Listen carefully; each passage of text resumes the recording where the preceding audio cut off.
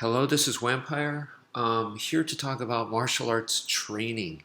We live in a good time today in terms of like information that's available to you. I mean, there is a ton of information that you can have access right at your fingertips, right? Because of the internet. Now, of course, there are good information, bad information, and everything in between. But that is such, how do you call it? The price to pay for that is so little compared to, like, for example, the way it was old school, the way it used to be. You could sign up for a school, right? Check this out. You sign up for this martial arts school. You go, I want to learn martial arts. So you look up in it used to be the yellow pages back then, right? So you look up in the yellow pages, you find a school, you see the advertisement, and you go, oh, it looks interesting. And it might be just a small paragraph describing, the style or what they do. And then you go, okay, I think this is for me.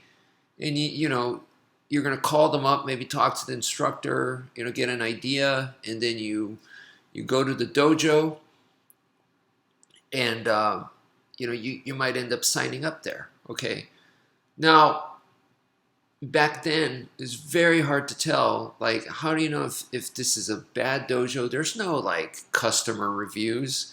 You don't know. I mean, your best bet is to talk to go to a martial arts equipment store, because we used to have those back in the day, because you couldn't just buy stuff off of eBay. There was no eBay. So yeah, you go to a martial arts supply store and then go, hey, have you heard of this school? And maybe they have, maybe they haven't, or they go, yeah, some people go there, or you may not get much info at all, or like it's probably rare where they go, you may want to go to a different school. and that's valuable advice. And you go, well, why? Why is that? I know some people that went there and they got hurt really bad, or, they lost a lot of money, or, that would be extremely valuable info, right? Or, oh yeah, I know some people who've been there for a long time and they really like that academy. You signed up to a good school. Congratulations. That's what you want to hear. But anyway, so back in the day, you could have signed up to a place and it could be horrible. It could be a total, muck dojo where they just want your money and the quality is very low. Maybe the instructor and the founder of the style and everything is a total scam, is a con artist. He just made up stuff and claimed all kinds of fancy stuff, that he was military, or this comes from, some long lost style, or, whatever the case. You never know back then, how much of that is made up. And they could get away with it. That was the thing. Today, people are, you could find info online. I'm not saying the info is correct, but, you have a much better chance of getting a lot more information about the school and stuff. But that's not even what I'm talking about. I'm talking about just training by yourself online, right? Like on YouTube, like looking up techniques, looking up styles, and go, I'm interested in this style. And there might not be a single school in your city, that where you could go to learn that style. But online, you have a ton of info, a ton of it. From, like I said, all kinds of instructors. Some are good, some are crappy, some are in between. And let's say you pick one that you think is good. You go, this instructor, I think this guy's awesome. And you're watching his videos and you're learning from him. And then later, maybe a year, 2 years later, you find out that dude is, he's not good at all, and his form is bad, and he's more like a poser. But see, that, to me, that cost, whether it's like, as far as like money is concerned, and like your investment, because it's not like you signed up to a school and stuff. You know what I mean? Is that you're a lot more invested there. You physically drive over there, go over there, you make friends there. You're making relationships there too, in a way, and you're lending out your body to them too. That kind of stuff. It's a lot more invested, heavily invested. But so online, it's a lot less invested. And let's say you are learning from a guy that is or a girl that is not good or fake, okay? But you can't tell the difference, because believe me, these fake people can look very convincing. They know they're fake, so they're going to do everything they can to sucker you in, And anyway, let's say you've been training under this fake person, right? But so you gather some buddies, and in the backyard you go, hey, I've been like studying this style. I think it's really cool. Can we practice some of those techniques? And maybe if you're lucky enough to have training partners and you guys do that, you have a little like club, a garage band kind of thing. To me, these are great. I've had a lot of these kinds of experiences where just, the dojo experience was great too, but I also did a lot of garage band dojo type stuff training too. And those were some of my best training sessions, honestly. And yeah, but once again, the quality can differ a lot depending on who is involved, the direction that they're taking, and this and that. But anyway, let me go back to training in these garage band type of settings, right? So you're watching a YouTube instructor, and this person is a total scam, con artist. And you didn't know, and you've been watching him for a while, and you guys have been practicing the moves. As you practice the moves, as you practice, as you spend more time with it, as you get to play around with it and examine it, you're going to notice, hopefully, you'll start to notice things about it, because, you're taking the time, you're putting in the time and effort in there. And that, as you keep doing that, and if you stay honest, then martial arts turns into martial science, where it becomes a self-correcting path. So you're not going to start off correct, even if you do have a legit instructor, or whatever. You're going to start off doing a lot of things that are wrong, and that's normal. And as you get better, and that's what better means, you make less and less mistakes, or you start doing it the proper way, the universally proper way.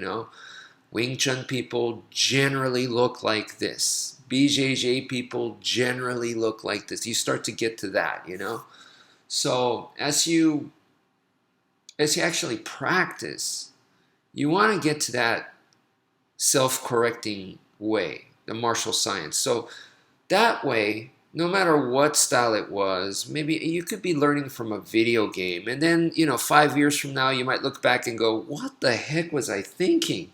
It's just that you were so into the flash and the coolness, and it doesn't even have to be a video game. This could be a movie. These things could have inspired you so much to the point where you literally wanted to be like that and fight like that in a real life situation, and you just couldn't let that go and change it to reality. It might take you years. Hopefully, depending on you, how stubborn you are, how grounded you are in reality, all those things, it depends on the individual.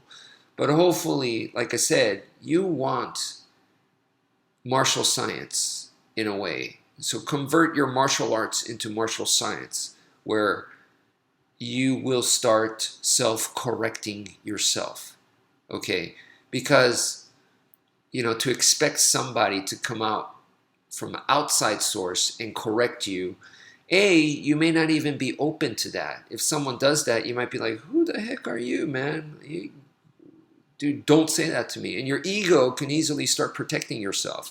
Your ego, your insecurity. So you're not open to listening to any kind of constructive criticism.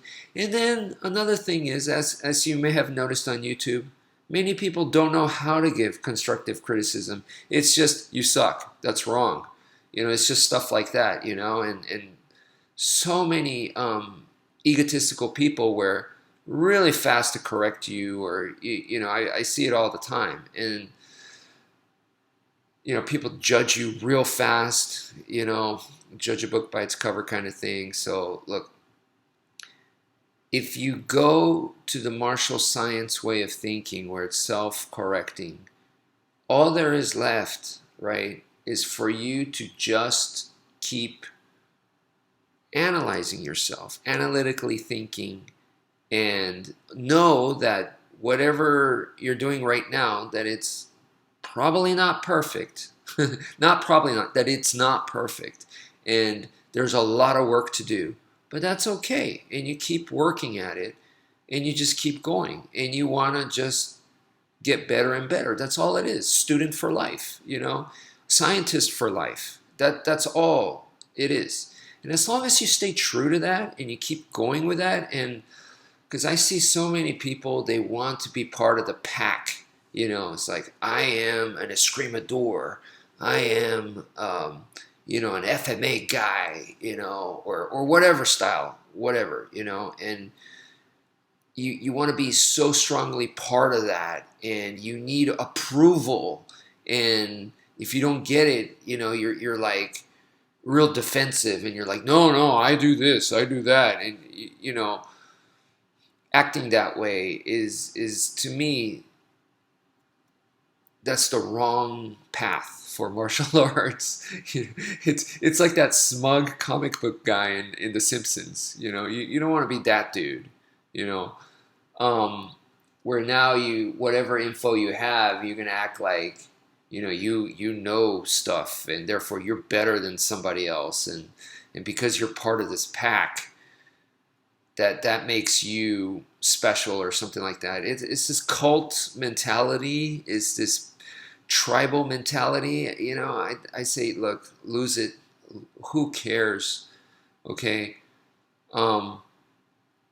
What it should come down to is your work. You just keep doing what you do. Don't worry if people think it sucks. It's okay. And you don't need to go showing people, look what I did. Look what I did. Look at my training. No. If they want to see it, cool. If they don't worry about it. You don't need to advertise yourself, right? You don't be that guy, that super insecure guy. Hey, check out what I did. Isn't it brilliant? Isn't it great? No, don't worry about it. I see my YouTube experience. Kind of like I'm really grateful for the interaction that I get. But I honestly, when I started this out, nobody gave me the time of day. So to me, it was like, okay, that's fine. This is just a vlog, a video blog, like a diary, for me to just keep track of what I'm doing. What am I doing right now? And then 2 years from now, I could look back and go, oh, that was what I was doing back then. And I could go, wow, I've evolved this much, or I haven't evolved this much. I haven't changed much, or in this area I have changed, or whatever, my way of thinking at the time or whatnot. It gives me all that because it's recorded. And that's kind of how I was doing this for a long time. I still view it this way. I still, some of the stuff I do, especially the stuff where I'm not really teaching you guys, for me, it's just evidence.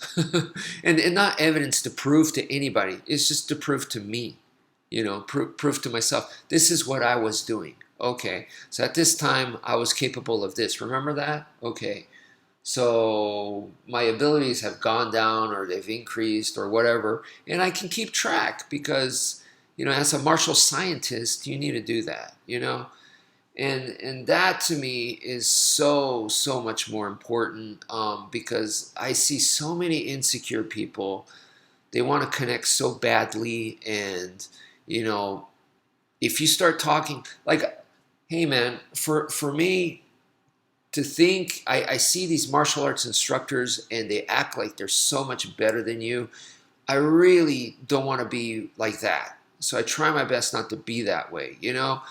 Just because I have a certain set of information that I have for me that I've been working on for a long time, and you know, through my students and stuff, I've been teaching it this way for a long time or whatever. So what?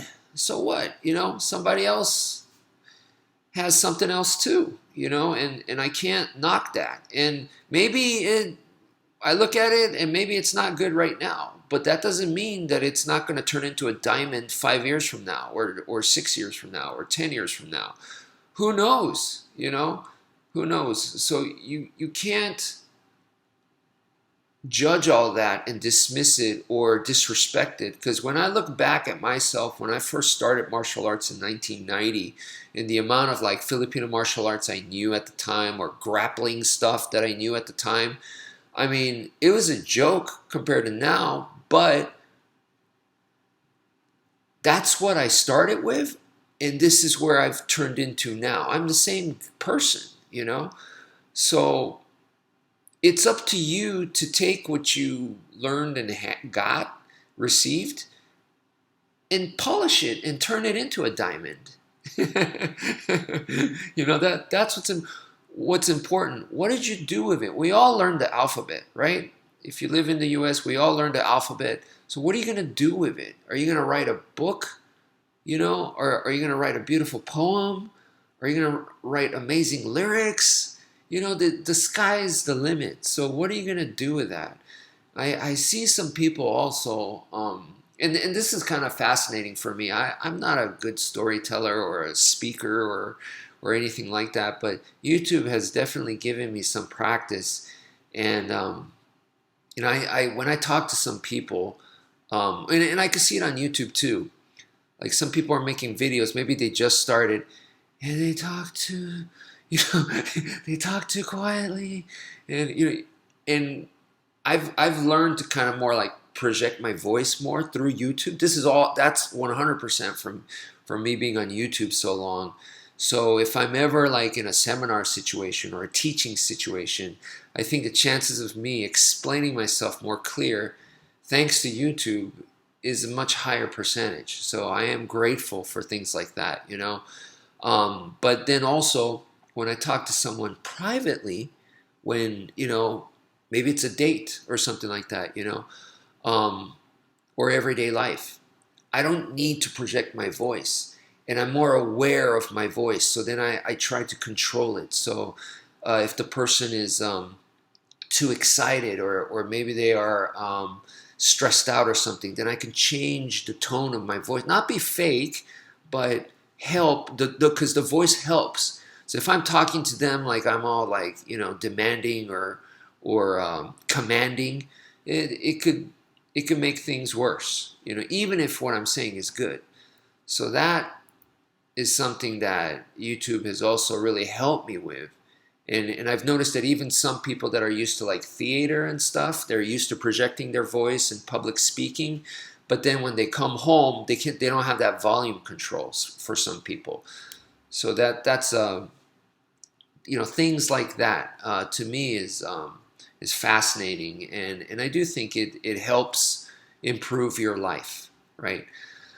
So the important part here is, like with martial arts, you have to be analytical of you. Don't worry about like comparing constantly to other people. You can compare, and you know, you can go, okay, that's what they're doing. Okay, so what am I going to do? But at the end of the day, self-analyzing, being self-analytical. And then a lot of people are going to be like, I do that. It's like, okay, the fact that, you know, you're thinking that way already tells me you probably don't do enough of it. You probably don't do nearly as enough of it, you know, and you self-analyze yourself and go, what am I doing right? What am I doing wrong? And a lot of people will justify a lot of their wrongs. They go, well, yeah, people tell me I have an attitude, or people tell me, I'm blunt, but hey, that's a good thing. You're gonna you're gonna validate it, and that's the wrong way to go. If you do that, you're not gonna change or improve. So that is the worst thing, because that kills. Even though you're smart enough to know this about yourself, you kill it. You kill the chance of making it better. Making People may misunderstand that if to change it doesn't mean it's because, like, oh, I'm really bad, so now I got to change it because I'm such a loser. It doesn't have to be that way. It's just let's make it better. And there's nothing wrong with that, and then you go, well, making it better, it never ends. Yeah, it never ends, but you just keep going. It's all right. Why not? Why not be the best that you can be? So, yeah, very, very important to self-analyze yourself, to be able to look in the mirror and see truthfully what are you looking at.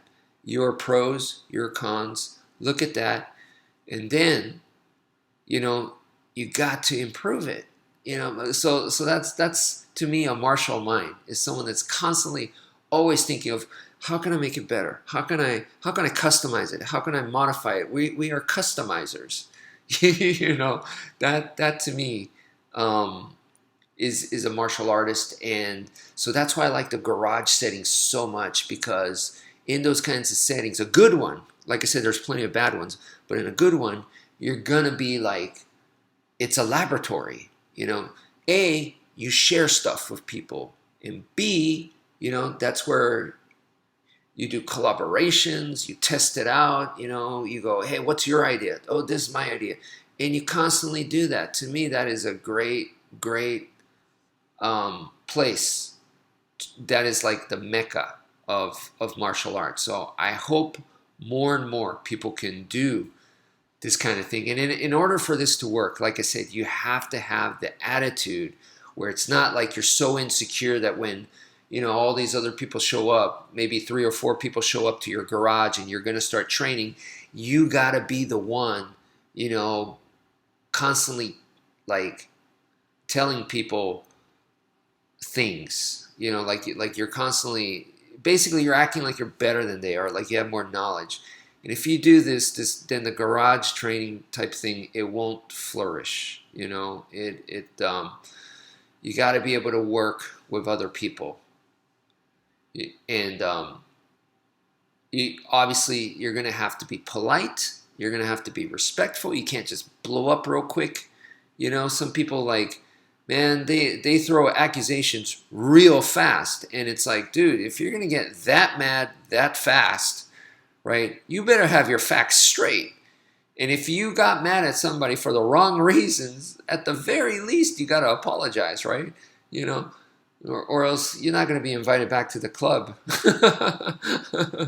So, some people need to learn manners. I mean, there's a lot going on with that kind of thing. But like I said, I believe these garage groups, this to me is like the next generation of martial arts, kind of like the Seattle garage bands and stuff. and even if you think of like where like hip hop comes from and stuff, I mean the original, where does all that, the bebop type stuff, rap music and stuff like that, where does it come from? I mean, they didn't come from a big studio, So I hope that the martial arts can go back to this kind of thing, because today the whole marketing thing, it's disturbing to me. I right now I'm seeing a lot of commercials. It's like, I know it's Sifu Paul Vonak's material, and I believe he has great material, but it's just that the marketing, the advertisement is sickening. Where they say, if you're really serious about self-defense, do not train in traditional martial arts or something like that, because it'll get you killed. Or this is all marketing bullcrap, man. So don't fall for that kind of thing. Yeah, that's like someone saying, hey man, all it is someone saying, Don't buy their apples, buy my apples. My apples are better. Their apples has pesticide. And it's all it is. It's just slimy marketing tactics, and people not only take that serious, like they let that persuade them, they believe in it. They start to believe in it because they need that verification or validation. They need that validation where they go, what I'm doing, what I'm spending time, money, and effort in is better than some. They need that. And it's like, no, you don't, because that comes from what I've been saying this whole video now, almost 30 minutes, is it comes from work. It comes from testing. It comes from self-analyzing. It comes from the time and effort that you put in that way, not how well you chose a product. That is no way. No way.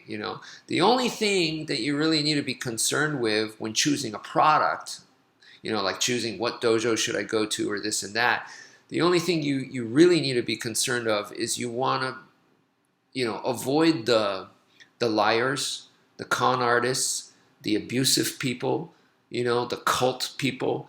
You want to avoid people like that. That has nothing to do with style, technique, none of that. Okay, so that's all you want to avoid is those criminal type behaviors. And injury, of course, is another one. Are you doing something that's very dangerous? Okay, and there are some teachers that will use the student as a punching bag to make themselves better, right? Or they will use some teachers will use students, to just prove a point, and they just want to sound right all the time. This is a very insecure person, okay? So someone like that too, where they're constantly saying this works, this is real life application, and those other people, man, what they're doing is criminal because it'll get you killed on the street. People, they just keep talking about stuff like that. It's like, look, nothing works in the beginning. Okay, nothing. And even if you've been doing it for a long time, there's no guarantee it's going to work. So all you can do is get better. So if that's true, which it is, then you need to have a system of getting better, a good system to get better. So that's what you got to be working on. And that, like I said, is the martial science way, where you're just,